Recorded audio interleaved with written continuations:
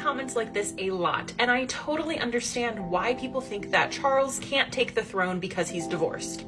There's also a belief that royals who marry a divorced person, like Charles did with Camilla, will lose their place in the line of succession. This also isn't the case, and I'll explain why.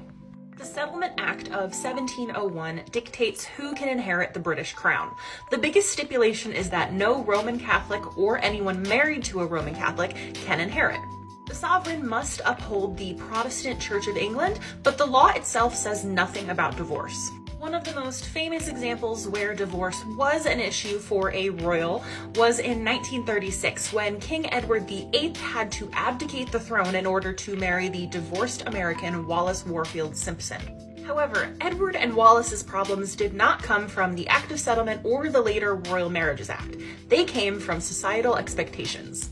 Edward was informed by his advisors that his marriage to Wallis would be morally unacceptable to his subjects because at the time, remarriage after divorce was prohibited by the Church of England. Not only that, but divorce was still a big societal taboo. People who were divorced were often not received by royal society. Edward's government officials threatened to resign if he married Wallis, sparking a possible constitutional crisis. Edward realized that he didn't want to rule that badly anyway and abdicated. But remember, it was mainly societal pressure from the church and the government that made him resign, and not any written law. So, back to Charles and Camilla. The most important thing to remember here is that it's no longer 1936, and the societal taboo surrounding divorce is not as big of an issue as it once was. In 1998, the UK, along with the rest of the European Union, adopted the Human Rights Act. Part of this act guarantees the right to marry and makes any arbitrary restrictions on marriage illegal.